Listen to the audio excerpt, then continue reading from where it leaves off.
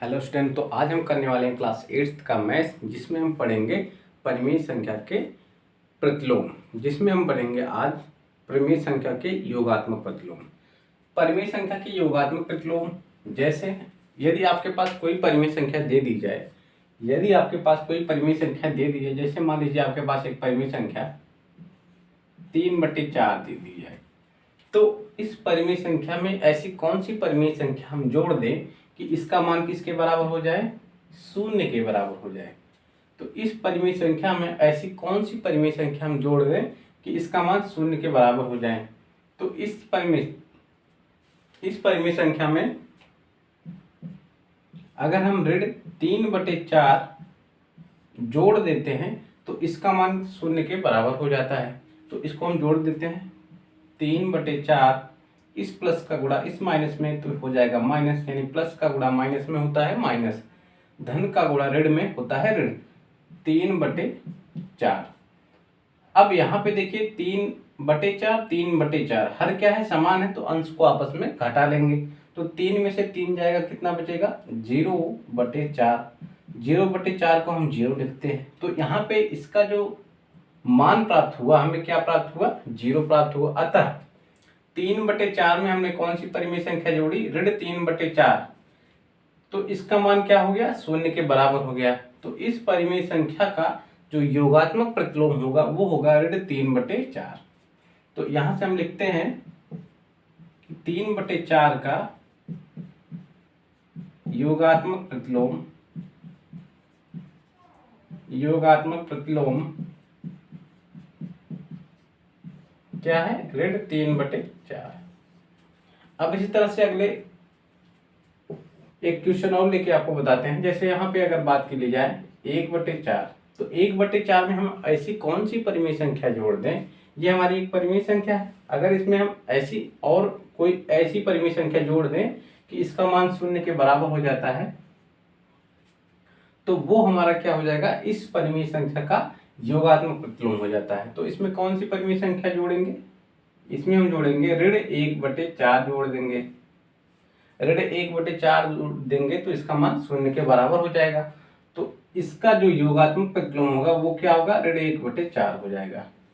तो इसको हम जोड़ लेंगे प्लस का गुणा माइनस में, तो कितना होगा माइनस, यानी 1/4 ऋण 1/4 हो जाएगा। तो 1/4 में से 1/4 जाएगा तो 0, यानी इसका जो मान प्राप्त हुआ कितना हो गया, 0। तो यहाँ से 1/4 का जो योगात्मक प्रतिलोम है वो क्या है, ऋण 1/4। इस तरह से अगर और क्वेश्चन की बात कर ले यहाँ पे, जैसे 5/6। अब यहाँ पे 5/6 में ऐसी कौन सी परिमेय संख्या जोड़ दें कि इसका मान शून्य के बराबर हो जाए। तो इसमें हम जो परिमेय संख्या जोड़ेंगे जिसकी वजह से इसका मान शून्य के बराबर हो जाएगा, वो हमारी क्या हो जाएगी, इसका योगात्मक प्रतिलोम हो जाएगा। तो इसमें हम कौन सी परिमेय संख्या जोड़ेंगे, ऋण 5/6। तो यहाँ पे देख लेते हैं, 5/6 धन का गुणा ऋण में तो हो जाता है ऋण, तो यहाँ से हो जाएगा ऋण 5/6।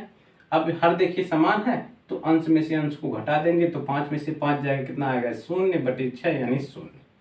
तो 5/6 में हमने ऐसी कौन सी परिमेय संख्या जोड़ दी कि इसका मान शून्य के बराबर हो गया। तो 5/6 में हमने ऋण 5/6 को जोड़ा तो इसका मान शून्य के बराबर हो गया। तो इसका जो योगात्मक प्रतिलोम होगा वो होगा ऋण 5/6। ये चीजें आपको क्लियर है। इसी तरह से अगर हम और बात कर लेते हैं, जैसे यहाँ पे अगर बात कर ली जाए ऋण 2/3, ऋण 2/3 का योगात्मक प्रतिलोम बताइए। ऋण 2/3 का योगात्मक प्रतिलोम, तो ऋण 2/3 का योगात्मक प्रतिलोम, इसमें हम कौन सी ऐसी परिमेय संख्या जोड़ दें कि इसका मान किसके बराबर हो जाए, शून्य के बराबर हो जाए। इसमें हम कौन सी परिमेय संख्या जोड़ दें यहाँ पे कि इसका मान शून्य के बराबर हो जाए। तो इसमें हम ऋण 2/3 में हम 2/3 जोड़ देते हैं, 2/3 जोड़ देते हैं, तो इसका मान शून्य के बराबर हो जाता है। तो इसका जो योगात्मक प्रतिलोम होगा वो 2/3 होगा। ये चीज आपको क्लियर है। तो इसकी जो परिभाषा एग्जैक्ट है वो क्या है, वो हम आपको बताते हैं। तो परिमेय संख्या का योगात्मक प्रतिलोम आप समझ ही गए होंगे होता क्या है। तो इसको हम लिख लेते हैं। तो यहाँ पे इसकी परिभाषा को हम लिख लेते हैं। तो लिखेंगे कैसे वो देख लेते हैं। तो यहाँ से हम लिखते हैं प्रत्येक परिमेय संख्या के लिए, प्रत्येक परिमेय संख्या के लिए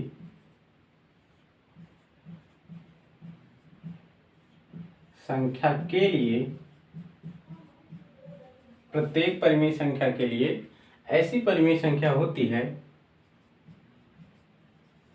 ऐसी परिमेय संख्या होती है ऐसी परिमेय संख्या होती है जिसे दी गई परिमेय संख्या में जोड़े, जिसे दी गई परिमेय संख्या में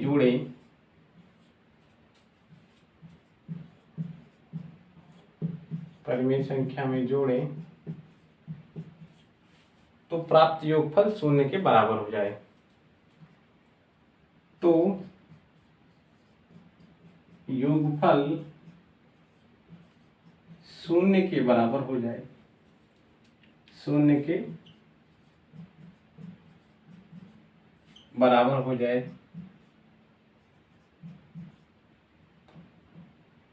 जाए, तो वह संख्या हमारी उस परिमेय संख्या की योगात्मक प्रतिलोम कहलाते हैं। वह संख्या दी गई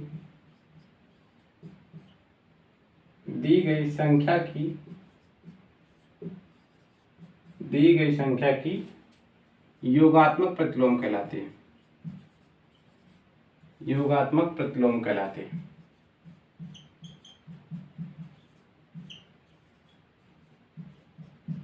योगात्मक प्रतिलोम कहलाते हैं।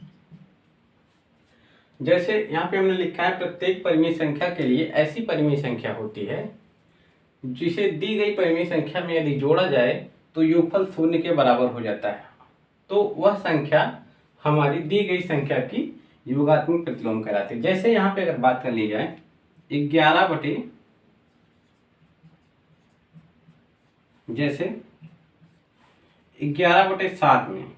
11/7 में अगर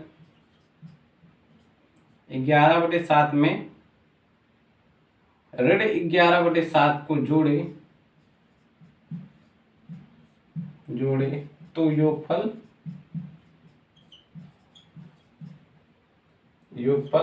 शून्य के बराबर हो जाता है, शून्य के बराबर हो जाता है।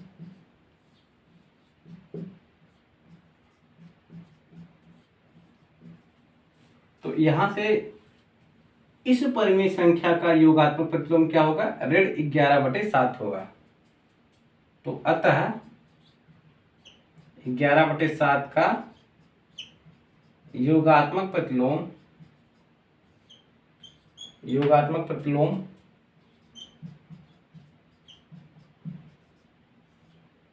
ऋण 11/7 है। ये चीजें आपको क्लियर। तो यहां से योगात्मक प्रतिलोम आपको समझ में आ गया होगा।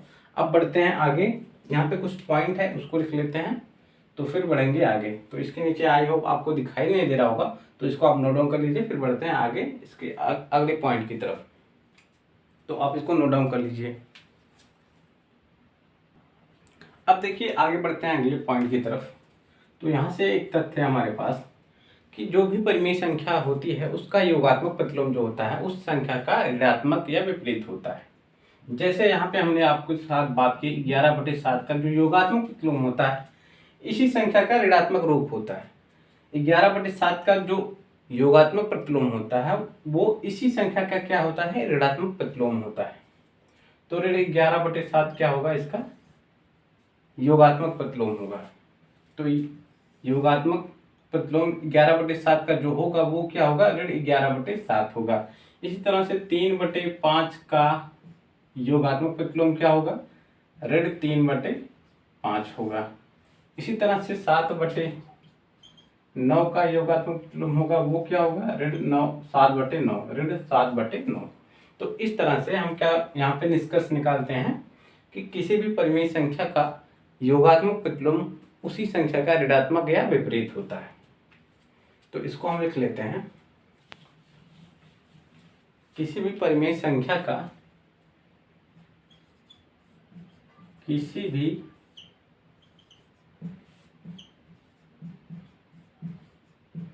परिमेय संख्या का योगात्मक प्रतिलोम, किसी भी परिमेय संख्या का योगात्मक प्रतिलोम, किसी भी परिमेय संख्या का योगात्मक प्रतिलोम उसी संख्या का योगात्मक प्रतिलोम, किसी भी परिमेय संख्या का योगात्मक प्रतिलोम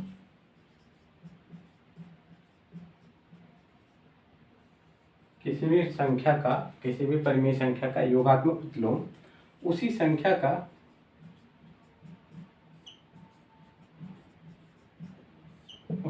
का ऋणात्मक या विपरीत रूप होता है।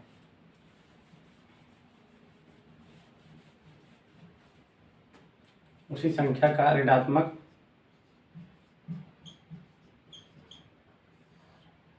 या विपरीत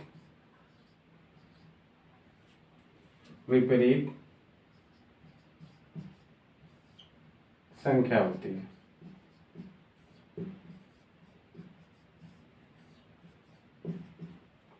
ये चीज आपको क्लियर है। जैसे यहाँ पे अगर बात की जाए 55/11, तो 55/11 का जो योगात्मक प्रतिलोम होगा वो इसी संख्या के अगर ऋण लगा के लिख दिया जाए, इसी संख्या में अगर ऋण लगा के लिख दिया जाए तो इसका योगात्मक प्रतिलोम प्राप्त हो जाएगा। ये चीजें आपको क्लियर है। अगर यहाँ पे 13/7 लिखा जा रहा है तो इसका योगात्मक प्रतिलोम ऋण 13/7 होगा। ये क्लियर है आपको। इसी तरह से हम योगात्मक प्रतिलोम को निकालते हैं। तो यहाँ पे लिखा है ऋणात्मक या विपरीत संख्या होती है। तो ऋणात्मक, विपरीत संख्या का मतलब ऋणात्मक चिन्ह। ये चीज आपको क्लियर है।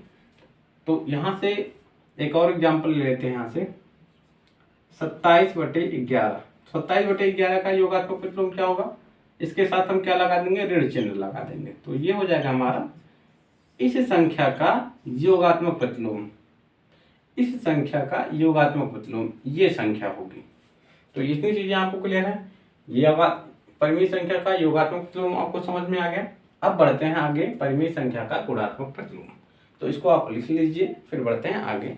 परिमेय संख्या का गुणात्मक प्रतिलोम क्या होता है। अब यहां से बात कर लेते हैं परिमेय संख्या का गुणात्मक प्रतिलोम। परिमेय संख्या का गुणात्मक प्रतिलोम, तो यहाँ पे परिमेय संख्या का जो गुणात्मक प्रतिलोम होता है उसको हम कैसे निकालते हैं वो देखते हैं। यहाँ पे तो जैसे दो परिमेय संख्याएं हैं, जैसे आपके पास अगर दो परिमेय संख्याएं हैं उनका अगर आपस में गुणा किया जाए, दो परिमेय संख्याएं हैं उनका आपस में गुणा किया जाए तो गुणनफल अगर 1 प्राप्त हो जाता है, यदि दो परिमेय संख्याओं का गुणनफल 1 प्राप्त हो जाता है तो उन दोनों परिमेय संख्याएं, वे दोनों परिमेय संख्याएं एक दूसरे की क्या होती हैं, गुणात्मक प्रतिलोम होती है। यहाँ पे जैसे बात कर लिया जाए, जैसे 5 का गुणा अगर 1/5 में कर देते हैं, 5 का गुणा 1/5 में कर देते हैं तो इसका मान 1 आ जाता है। तो गुणा करके आपको दिखा भी देते हैं। तो 5 गुणे 1/5, तो 5 को हम 5/1 लिख सकते हैं। तो अंश का गुणा अंश में, हर का गुणा हर में। तो 5 गुणे 1 यानी 5, 1 गुणे 5 यानी 5। तो 5 से जब 5 में भाग लगाएंगे तो 1 आएगा। तो इसका गुणनफल हमें कितना प्राप्त हुआ, 1 प्राप्त हुआ। तो अभी हमने आपको बताया कि यदि दो परिमेय संख्याएं हों, अगर उनका आपस में गुणा किया जाता है तो वे एक दूसरे की क्या होती हैं, गुणात्मक प्रतिलोम होते हैं। तो यहाँ पे 5 का जो गुणात्मक प्रतिलोम है वो कितना है, 1/5 है। और 1/5 का जो गुणात्मक प्रतिलोम है वो कितना है, 5 है। इतना आपको क्लियर है। अब इसी चीज को हम लिख लेते हैं। यदि दो परिमेय संख्याओं का गुणनफल, यदि दो परिमेय संख्याओं का गुणनफल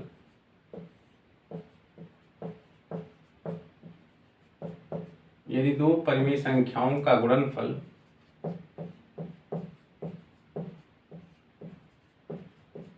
यदि दो परिमेय संख्याओं का गुणनफल एक है, एक हो या एक है, तो एक हो तो वे दोनों संख्याएं एक दूसरे की, तो दोनों संख्याएं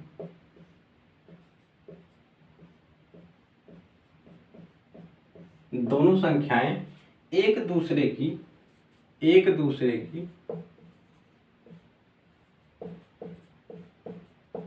दोनों संख्याएं एक दूसरे की गुणात्मक प्रतिलोम कहलाती हैं। गुणात्मक प्रतिलोम कहलाती है।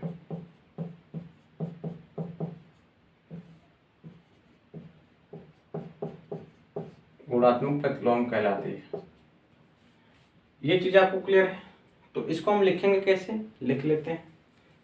आप इस एग्जाम्पल को भी लिख सकते हैं या फिर मैं आगे जो लिखवा रहा हूं आपको वो भी आप लिख सकते हैं। तो जैसे अगर 3 का गुणा 1/3 में किया जाता है तो जो गुणनफल प्राप्त होता है वो कितना प्राप्त होता है, 1 प्राप्त होता है। तो ऐसी दशा में, ऐसी स्थिति में हम कहते हैं 3 का जो गुणात्मक प्रतिलोम है वो कितना है, 1/3 है, और 1/3 का जो गुणात्मक प्रतिलोम है वो 3 है। ये क्लियर है? तो यहाँ पर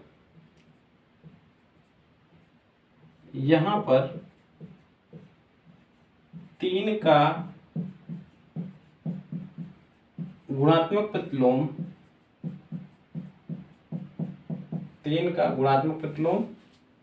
1/3 है, 1/3, तथा इसको हम लिखने का तरीका आपको बता रहे हैं। तथा 1/3 का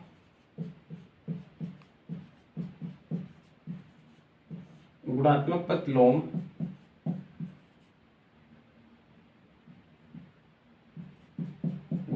प्रतिलोम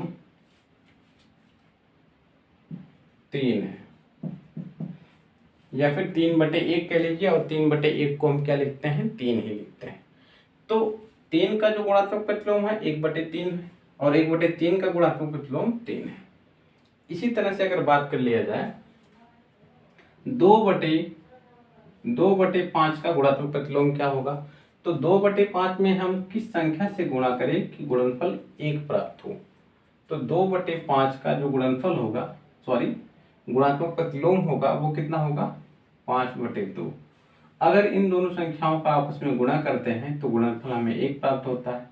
तो यहाँ से हमें क्या प्राप्त हुआ, इसका जो गुणात्मक प्रतिलोम होगा वो ये वाली संख्या होगी, और इसका जो गुणात्मक प्रतिलोम होगा वो ये वाली संख्या होगी। इसी तरह हम गुणात्मक प्रतिलोम को निकालते हैं।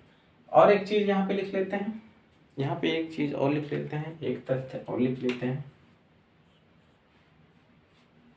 गुणात्मक प्रतिलोम, जैसे यहाँ पे गुणात्मक प्रतिलोम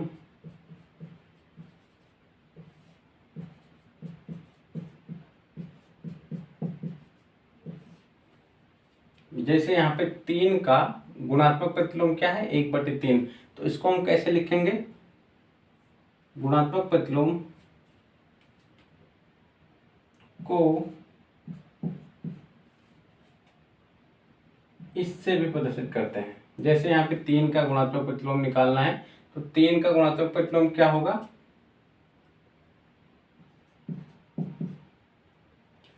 3 का गुणात्मक प्रतिलोम अगर लिखना होगा तो कैसे लिखेंगे, 3 की घात ऋण 1 से प्रदर्शित करते हैं।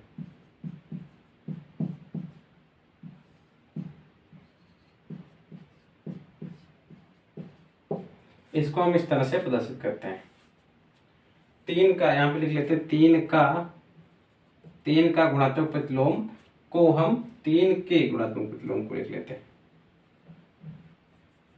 यहाँ पे लिख लेते हैं 3 के गुणात्मक प्रतिलोम को हम 3 की घात ऋण 1 से प्रदर्शित करते हैं। इसी तरह से अगर हम बात कर लेते हैं, इसी तरह हम अगर बात कर लेते हैं कि 7/2 का गुणात्मक प्रतिलोम क्या होगा, 7/2 का गुणात्मक प्रतिलोम क्या होगा, तो यहाँ पे हम क्या कर देंगे, 7/2 की घात ऋण 1 कर देंगे। 7/2 की घात क्या कर देंगे, 7/2 की घात ऋण 1 कर देंगे। तो 7/2 का जो गुणात्मक प्रतिलोम होगा वो कितना होगा, 7/2 की घात ऋण 1। और इसका मतलब होता है, इसका मतलब होता है अगर कहीं भी लिखा है, जैसे अगर यहाँ पे लिख दिया जाए 3/2 की घात ऋण 1, तो इसका मतलब होता है 1/3/2। ये चीज आपको क्लियर है। अगर जैसे यहाँ पे लिखा है 1/2 की घात ऋण 1, तो इसका मतलब 1/1/2। ये चीज आपको क्लियर है। जैसे यहाँ पे लिख दिया जाए 5/7 की घात ऋण 1, तो इसका मतलब क्या है, 1/5/7। ये चीज आपको क्लियर है। इसी तरह से अगर यहाँ पे लिखा है 7/2 की घात ऋण 1, तो इसका मतलब क्या है, 1/7/2। तो यहाँ पे क्या होता है, इस जो 2 का गुणा होता है वो ऊपर हो जाता है, तो यहाँ पे हो जाएगा 2/7। तो 7/2 का जो गुणात्मक प्रतिलोम होगा वो कितना होगा, 2/7। तो गुणात्मक प्रतिलोम को हम इनवर्स से भी, इसको हम इनवर्स बोलते हैं, अंग्रेजी में इसको बोलते हैं इनवर्स, हिंदी में बोलते हैं प्रतिलोम। तो 3 का जो इनवर्स होगा वो कितना होगा, 1/3 होगा। इसी तरह से 3 की घात अगर ऋण 1 लिखा है तो इसका मतलब क्या है, 1/3। इसी तरह से अगर 5 की घात ऋण 1 लिखा है, इसका मतलब क्या है, 1/5। ये चीज आपको क्लियर है। तो यहाँ पे जो गुणात्मक प्रतिलोम होता है उसको हम किसी भी संख्या की घात ऋण 1 के रूप में प्रदर्शित करते हैं। तो यहाँ पे 3 का जो गुणात्मक प्रतिलोम हो, 3 का गुणात्मक प्रतिलोम, 3 के गुणात्मक प्रतिलोम को हम 3 की घात ऋण 1 से भी प्रदर्शित करते हैं। तो यहाँ पे 3 गुणे 3 की घात ऋण 1 और 3 की घात ऋण 1 का मतलब होता है 1/3। तो 3 गुणे, यहाँ पे 3 की घात ऋण 1 का मतलब क्या होता है, 1/3। तो 1/3, और जब इनका आपस में गुणा किया जाता है तो 1 प्राप्त होता है। तो यहाँ से 3 का जो गुणात्मक प्रतिलोम होता है वो 1/3 यानी 3 की घात ऋण 1। तो इस तरह से हम संख्याओं को प्रदर्शित करते हैं। तो गुणात्मक प्रतिलोम को हम, जैसे यहाँ पे 3 का गुणात्मक प्रतिलोम को हम 3 की घात ऋण 1 से प्रदर्शित करते हैं, उसी तरह से अगर और भी संख्या आपको दे दी जाए तो 5/7 के गुणात्मक प्रतिलोम को हम 5/7 की घात ऋण 1 से प्रदर्शित करते हैं। और इसका मतलब क्या होता है, ऋण 1 से, इसका मतलब क्या होता है, इसका मतलब होता है 7/5, मतलब संख्या को उलट दिया जाए। तो अब यहाँ से हम आपको सीधा सीधा मतलब बताते हैं। ये हमने आपको बता दिया आपके सिलेबस के अकॉर्डिंग, आपको हम सीधा सीधा मतलब बताते हैं। इसको आप नोट डाउन कर लीजिए, फिर बताते हैं। तो यहाँ पे देखिए, यहीं पे आपको बता देते हैं, किसी भी संख्या का जो गुणात्मक प्रतिलोम होता है, जैसे 11/7, इसका अगर हमें गुणात्मक प्रतिलोम ज्ञात करना है तो इसी संख्या को उलट दीजिए, 7/11 का इसमें आपस में गुणा कर दीजिए तो 1 मान प्राप्त होगा। तो इसका जो गुणात्मक प्रतिलोम होगा वो ये वाली संख्या प्राप्त होगी। अगर यहाँ पे बात की जाए 11/17, तो इसका जो गुणात्मक प्रतिलोम होगा वो होगा 17/11।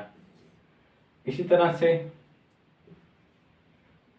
51/13, इसका जो गुणात्मक प्रतिलोम होगा वो क्या होगा, 13/51। तो संख्या को हम उलट देते हैं, ये होता है हमारा गुणात्मक प्रतिलोम। तो इसको आप लिख लीजिए, फिर बढ़ते हैं आगे।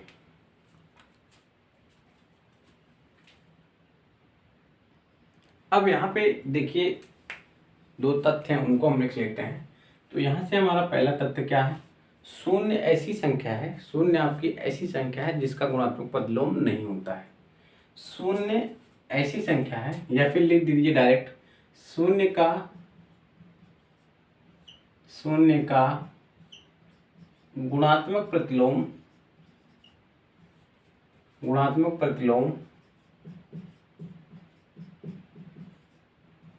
नहीं होता है, शून्य का गुणात्मक प्रतिलोम नहीं होता है। तो यहाँ से अभी अभी हमने आपको बताया शून्य किसी भी संख्या का गुणात्मक प्रतिलोम, तो संख्या को हम उलट देते हैं। तो यहाँ से 0/1 लिख सकते हैं हम, शून्य को हम 0/1 लिख सकते हैं। अभी हमने आपको बताया जो किसी भी संख्या का गुणात्मक प्रतिलोम, जैसे यहाँ पे 11/7 बताया, तो इसका गुणात्मक प्रतिलोम क्या बताया, 7/11, यही बताया आपको। तो अगर हम इसको उलट देंगे यानी 1/0 कर देंगे, तो 1/0 होता है, इसका मान अपरिभाषित है, अपरिभाषित है। अब अपरिभाषित क्यों है ये भी जान लीजिए। अब 1 में अगर हम 0 से भाग लगाएंगे तो कभी भी कटेगा नहीं, इसका मान इसीलिए क्या होता है, अपरिभाषित होता है, इसका मान इसीलिए अपरिभाषित होता है। तो 0 का इसीलिए गुणात्मक प्रतिलोम भी नहीं होता है। अब आगे बात कर लेते हैं, 1 तथा -1 ऐसी संख्या है, 1 तथा -1 ऐसी संख्या है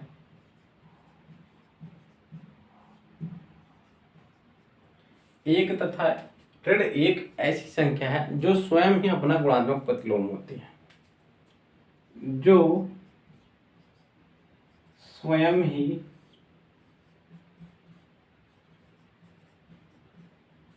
अपना गुणात्मक प्रतिलोम होती है।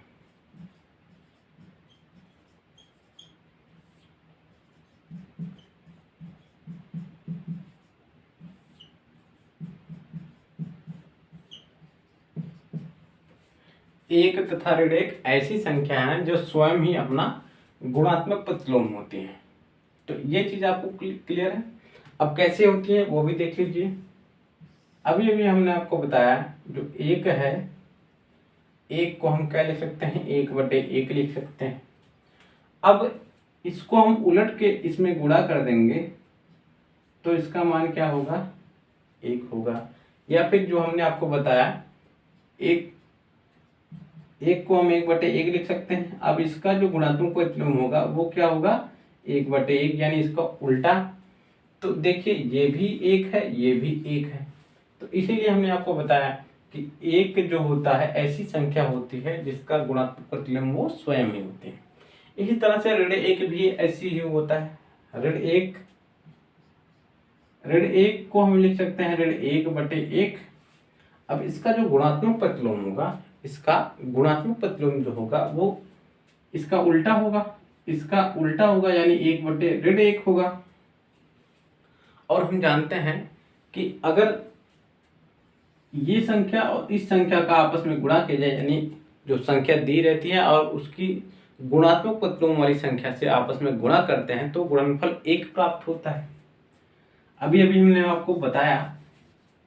तो यहाँ से ऋण 1 गुणे 1/ऋण, तो इसका मान कितना होना चाहिए, 1 होना चाहिए। तो यहाँ से अंश का गुणा अंश में और हर का गुणा हर में, तो ऋण 1 का गुणा 1 में तो ऋण होगा, और 1 का गुणा ऋण 1 में तो होगा ऋण 1। और यहाँ पे देखिए अंश भी ऋणात्मक है, हर भी ऋणात्मक है, तो अंश को धनात्मक यानी हर को धनात्मक बनाने के लिए ऋण 1 से अंश में, ऋण 1 से हर में गुणा कर देते हैं। तो ऋण गुणे ऋण कितना होता है, धन 1, और ऋण गुणे ऋण धन 1, यानी 1/1, और 1/1 को हम 1। तो यहाँ से हमारी परिभाषा लागू करने पर इसका जो गुणनफल प्राप्त हुआ वो 1 प्राप्त हुआ। तो इससे हमें क्या पता चलता है कि ऋण 1 स्वयं ही अपना गुणात्मक प्रतिलोम होती है। तो यहाँ से 2 तथ्य थे वो हमने आपको क्लियर करवा दिए हैं कि 0 का गुणात्मक प्रतिलोम नहीं होता है, 1 तथा ऋण 1 ऐसी संख्या है जो स्वयं ही अपना गुणात्मक प्रतिलोम होती है। ये चीज़ आपको क्लियर है। तो इस वीडियो में यहीं तक, मिलते हैं नेक्स्ट वीडियो में जिसमें हम आपको करवाएंगे प्रश्नावली 1F, फिर उसके बाद कंटिन्यू करेंगे क्वेश्चन। तो वीडियो पसंद आई हो तो लाइक कीजिएगा, शेयर कीजिएगा, सब्सक्राइब कीजिएगा। Thank you.